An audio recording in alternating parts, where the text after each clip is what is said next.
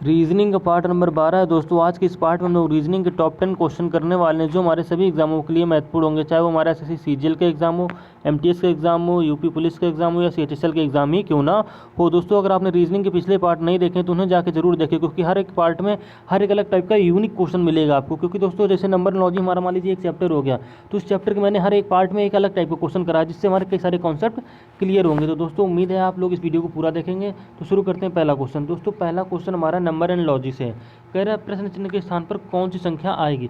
दोस्तों हमें एक ये संबंध दे रखा है यहाँ पे, क्वेश्चन नंबर से कौन सा नंबर आएगी नंबर हमको बताना है। ऐसे क्वेश्चनों को हम लोग नंबर एंड लॉजी के क्वेश्चन बोलते हैं। जो किस प्रकार से ऐसे क्वेश्चन हम लोग करेंगे, एकदम बेसिक से जीरो से बिल्कुल समझ के करेंगे। जो किस प्रकार से करेंगे, आंसर करने को तो 5 से 10 सेकंड के अंदर भी कर सकते हैं।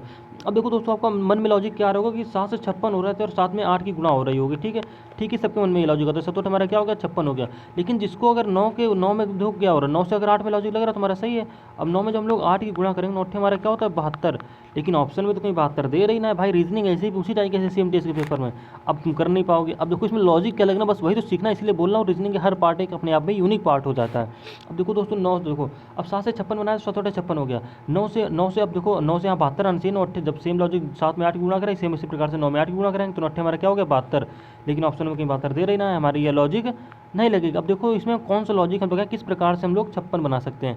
तो हम दोस्तों इतना लॉजिक है कि यार इस 7 के स्क्वायर के बड़ा लग रहा है, तो यानी कि हम 7 के स्क्वायर करके इसमें कुछ जोड़ लें तो हमारा 56 बन जाएगा। अगर दोस्तों हम लोग यहाँ पे 7 जो दे रखा है इसकी स्क्वायर करें तो 7 की स्क्वायर हमारी क्या होती है 7 की स्क्वायर होती है 49। ठीक है, तो सबको पता है 49 में क्या करें जिसकी स्क्वायर की उसी जोड़ दें, यानी कि 49 में 7 की स्क्वायर की 7 ही को जोड़ देते हैं। ठीक है, तो 7 की हमारी स्क्वायर होगी 49 और 7 को इसी में जोड़ दें तो 49 7 हमारा क्या हो गया 56, जो कि हमको यहाँ रिलेशन में दे रखा। बस ये सेम लॉजिक क्या करना 9 में लगा देना। 9 में क्या करेंगे, 9 की हम लोग क्या करेंगे पहले स्क्वायर करेंगे। 9 की स्क्वायर हमारी क्या होगी 81। 81 में जब हम लोग 9 जोड़ेंगे तो हमारी 81 9 हमारा क्या हो जाएगा 90। देखो किसी ऑप्शन में 90 दे रखा है तो हाँ ऑप्शन नंबर बी में दे रखा है, ऑप्शन नंबर बी बिल्कुल सही हो जाएगा। उम्मीद है दोस्तों आपने क्वेश्चन सॉल्व करने की कोशिश की होगी, समझ में आया होगा। दोस्तों अगर आपको क्वेश्चन के आंसर आ रहे हैं तो आप जरूर वीडियो में कमेंट करें, पॉज करके हल करने की कोशिश करें, कॉपी पेन लेके जरूर बैठें। इसी प्रकार से दोस्तों रीजनिंग के नेक्स्ट पार्ट क्वेश्चन देखेंगे। कह रहा है प्रश्न चिन्ह के स्थान पर कौन सी संख्या आएगी। दोस्तों इसमें क्या कह रहा है, देखो मैं वर्ड एनालॉजी से ऐसे क्वेश्चन कहते हैं। इस प्रकार के क्वेश्चन क्या कहते हैं वर्ड एनालॉजी। अब देखो यहाँ पे एम्पियर दे रखा है, यहाँ विद्युत प्रवाह दे रखा है, यहाँ पे फायदम दे रखा है। तो एम्पियर विद्युत प्रवाह तो सब जानते हो, लेकिन जो फायदम यहाँ पे दे रखा है, फायदम एक नया वर्ड आ गया फिजिक्स का। अब देखो फायदम क्या होगा, आपने फिजिक्स पढ़ी होगी तो आपको पता होगा फायदम हमारा होता क्या है। तो फायदम से मापते हैं जल की गहराई। ठीक है, एम्पियर से क्या मापते हैं विद्युत धारा की प्रवाह को नापते हैं। एम्पियर से क्या मापते हैं विद्युत धारा प्रवाह को। ठीक है, सेम इसी प्रकार से फायदम से क्या मापेंगे, हमें वो चीज़ निकालनी होगी। तो फायदम से मापते हैं जल की गहराई की। तो देखते हैं इस क्वेश्चन को समझते हैं बिल्कुल आसानी से। एम्पियर से क्या मापते हैं विद्युत धारा। ठीक है, सेम इसी लॉजिक से हम क्या करेंगे, इसी लॉजिक से फायदम से क्या मापा जाएगा, तो फायदम से हमारी मापी जाती है जल की गहराई, यानी कि ऑप्शन नंबर ए बिल्कुल सही हो जाएगा। उम्मीद है दोस्तों आपने क्वेश्चन भी नोट कर लिया होगा। इसी प्रकार से दोस्तों रीजनिंग का नेक्स्ट सवाल देखेंगे हम लोग। दोस्तों रीजनिंग का नेक्स्ट सवाल देखो क्या कह रहा है, कह रहा है दिए गए पैटर्न के ध्यान से पढ़ें। ठीक है, ये पैटर्न हमको एक दे रखा है, इसको हम लोग ध्यान से पढ़ना है। ठीक है, ओके कुछ नहीं करना, पढ़ लिया। कह रहा है उस संख्या का चयन करें जो प्रश्नवाचक चिन्ह के स्थान पर आ सकती है। यानी कि दोस्तों में ये पैटर्न एक दे रखा है, किसी भी प्रकार से हो सकता है, ऐसे ऐसे कुछ भी हो सकता है। यहाँ क्वेश्चन हमारे जो कौन सा नंबर है वो नंबर हमको बताना है। अब देखो इस सवाल में हमारा लॉजिक क्या लग रहा है, किस प्रकार से हम बनाएंगे। तो जब भी ऐसे सवालों में दोस्तों इन सवालों को हम लोग मिसिंग नंबर के सवाल बोलते हैं। अब देखो यहाँ पे जहाँ पे हमें बड़ी संख्या दिख रही है वहाँ पे हम लोग ऐसे गोला बना लेंगे, वो संख्या हम बनाने की कोशिश करेंगे। यानी कि क्या करें हम लोग किस क्रम में सॉल्व करने की कोशिश करेंगे क्वेश्चन को, इस क्रम में, क्योंकि छोटी संख्या से भी हम लोग बड़ी संख्या बना सकते हैं। देखो 44 4 और 15 से 44 कैसे बनाएंगे। अब देखो 15 चौके 60 गुणा करके देखते हैं तो 15 चौके 60 हो जाए, लेकिन यहाँ 44 है, नहीं बनना है। ठीक है, 4 में 15 भाग देके बनाएंगे तब भी नहीं हमारा 44 आएगा। अगर हम दोस्तों क्या करें 15 और 4 को जोड़ लें, घटाने पे भी नहीं आना, हमारे एक ही लॉजिक बचता है कि जोड़ के देख लेते हैं। अगर हम दोस्तों 15 में क्या करें 4 जोड़ लें तो 15 4 हमारा क्या हो गया 19 हो गया। ठीक है, 15 4 19 हो गया। ठीक है, अब क्या कर देखो 44 बनाना है, तो हमें इतना पता है यार 19 में अगर हम लोग 3 जोड़ते तो 19 3 हमारा हो गया 22। ठीक है, 22 में अगर हम लोग 2 की गुणा करते तो 22 दूनी हमारा क्या हो गया 44 हो गया, दे रहा 44। सेम बस यही लॉजिक, सॉरी 24 लिख दिया यहाँ पे, अभी क्या हो जाएगा 44 हो जाएगा। ठीक है, जो कि हमको नीचे दे रखा है। सेम बस ये लॉजिक क्या करना है हमें 6 21 और 60 में देख लेना कि 6 21 से 60 कैसे बनाएंगे। सेम इसी लॉजिक से बनना है नहीं बनना है। तो हम लोग क्या करेंगे 6 लेंगे, 6 में क्या करेंगे 21 जोड़ेंगे। जैसे हमने 15 में 4 जोड़ा, यानी 15 में 4 जोड़ा, सेम इसी प्रकार से 21 में 6 जोड़ देंगे। तो 6 में 21 जोड़ा 21 में 6 जोड़ा, बात वही। तो 6 में जब हम लोग 21 जोड़ेंगे तो 21 6 हमारा क्या हो गया 27। ठीक, यहाँ तक तो हो गया। अब इसके बाद क्या, इसमें क्या किया 3 जोड़ी। देखो ऊपर हमने 15 4 को जोड़ा 19 19 में 3 जोड़ी, सेम इसी प्रकार से 21 6 को जोड़ा और इसमें भी 3 जोड़ देंगे तो 27 3 हमारा क्या हो गया 27 3 हो गया हमारा 30।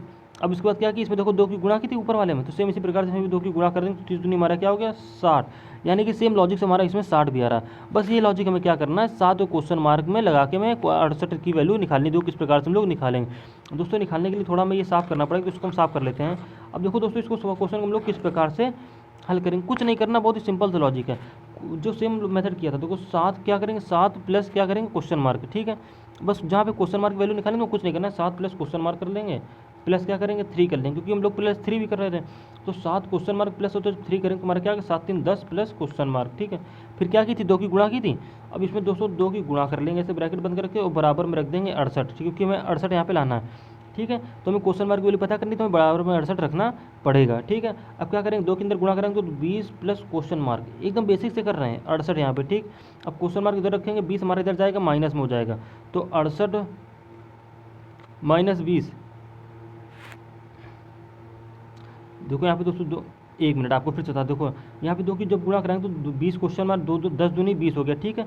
अब यहाँ 2 क्वेश्चन मार्क हो गया, यानी कि 2 गुणे क्वेश्चन मार्क बराबर 68, ठीक है। तो यहाँ 2 गुणे क्वेश्चन मार्क आ गया 68 माइनस का, यहाँ पे जब 20 आएगा तो 68 में जब 20 घटाएंगे तो हमारा क्या बचेगा 48, 68 में 20 घटाएंगे तो क्या बचेगा 48। अब देखो दो गुणा क्वेश्चन मार्क जो है इसमें क्या करेंगे 2 की भाग कर देंगे 48 में, तो 2 की भाग जब क्वेश्चन मार्क की वैल्यू निकालेंगे 2 की भाग इसमें करेंगे तो क्या आएगा 24 दूनी हमारा क्या होता है 48, यानी कि 2 की भाग 48 में देने पर क्या आएगा 24, जो कि ऑप्शन में हमको दे रहा है। एक बार फिर से देखेंगे, आपको थोड़ा समझ में नहीं आया होगा मेरे हिसाब से, देखो एक बार फिर से देख लेते हैं, कुछ नहीं करना है, बस बिल्कुल सिंपल सा लॉजिक है इसमें।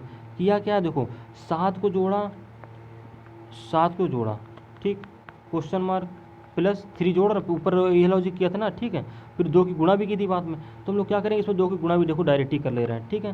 तो 7 और 3 को जोड़ा 10 हो गया, ठीक है, 10 प्लस का क्वेश्चन मार्क, जब गुणा भी 2 की करेंगे तो 2, अब 2 की गुणा जब करेंगे 10 दूनी हमारा क्या हो जाएगा 20, और जब 2 की गुणा क्वेश्चन मार्क करेंगे क्या होगा 2 गुणे क्वेश्चन मार्क, ठीक है।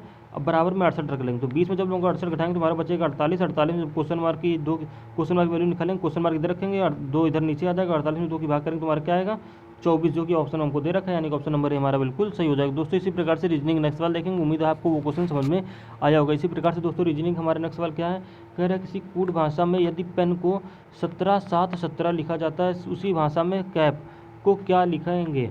कैप को दोस्तों क्या लिखेंगे हम, देखो ये लिखना है, इसमें हमारा किस प्रकार से लिख रहे हैं। देखो दोस्तों इस प्रकार के क्वेश्चन को हम लोग कोडिंग या डिकोडिंग के क्वेश्चन बोलते हैं। देखो इस क्वेश्चन को हम लोग किस प्रकार से हल करेंगे, किसी कूट भाषा में पेन को बोल रहा है 17 7 17, तो जब भी देखो ऐसा हमें बोल दिया जाए तो हम क्या करेंगे इसको लिख लेंगे, तो देखेंगे किस प्रकार से इसको लिख रहा है, सोचने की कोशिश करेंगे दोस्तों, माइंड लगाएंगे थोड़ा सा।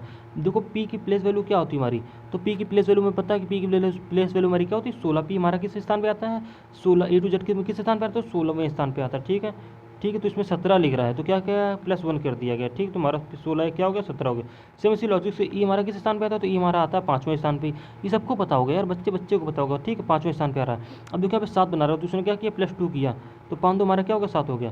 अब दोस्तों एन हमारा किस नंबर पे आता है, तो एन हमारा आता है 14 नंबर पे, 14 नवंबर से एन याद रखेंगे तो एन हमारा 14वें नंबर पे आता है। इसमें 17 बना रहा था, यानी कि 14 में क्या किया +3 गिरा, 14 3 17, तभी 17 बनेगा ना, मतलब किया गया +1 +2 +3, सीरियल से +1 +2 3 करता चला प्लेस वैल्यू में। सेम यही लॉजिक में क्या कर देना है, हमें कैप में लगा देना है दोस्तों, कैप CAP। अब हमें देखो सी किस स्थान पे आता है, तो सी हमारा आता है तीसरे स्थान पे, ठीक है, तीसरा लिखा, इसमें क्या करेंगे +1 करेंगे, सीरियल से करेंगे क्योंकि +1 +2 +3 ऐसे करते चले जाएंगे, तो 3 1 हमारा क्या हो गया 4, ठीक, 3 1 4 हो गया। आप देखो ए हमारा किस स्थान पे आता है, तो ए हमारा आता है पहले स्थान पे। अब इसमें क्या करेंगे +2 ऐड करेंगे, सीरियल से पहले +1 की ऐड की, इसी प्रकार से इसमें +2 ऐड करेंगे तो सीरियल से तुम्हारा क्या हो जाएगी 3 हो जाएगा, यानी 2 1 3, तो 4 3, ठीक है, 2 नंबर हमने निकाली, तुम्हारा किस ऑप्शन में 4 3, तो ऑप्शन नंबर ए ही सही हो जाएगा। अब आपको पी की वैल्यू निकालने की जरूरत ही नहीं, लेकिन फिर भी देखो पी हमारा किस स्थान पर आता है, तो पी हमारा आता है 16वें स्थान पर, ठीक, ऊपर आपको बताया अभी।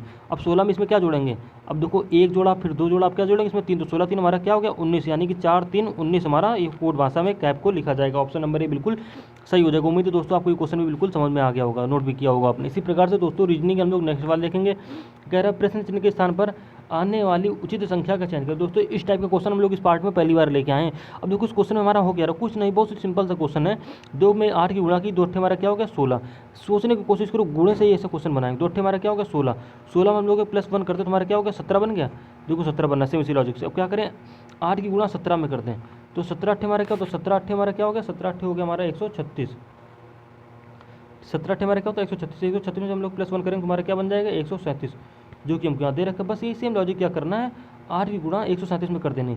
तो जब हम दोस्तों 8 की गुणा 137 में करेंगे तो पूरी गुणा करने की जरूरत नहीं है। आप फिर भी देखो यहाँ पे देखो 137 गुणे जब हम लोग 8 लिखेंगे तो 8 सकते हमारा क्या होता है 56। ठीक, 56 में क्या कर रहा है, सब में एक जोड़ रहा है प्लस, तो 56 के लास्ट यूनिट में 6 आया, 6 में एक जोड़ेंगे तो हमारा क्या आएगा 7।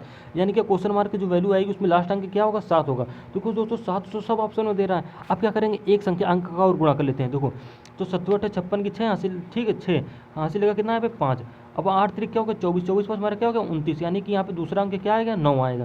तो दूसरा अंक देखो 9 किस ऑप्शन में, तो ऑप्शन नंबर डी में, यानी कि ऑप्शन नंबर डी बिल्कुल हमारा सही हो जाएगा। तो हमारे यहाँ पे क्या आ जाएगा 1097 आ जाएगा। उम्मीद है दोस्तों आपको ये क्वेश्चन भी समझ में आया होगा। इसी प्रकार से दोस्तों रीजनिंग हम लोग नेक्स्ट सवाल देखेंगे।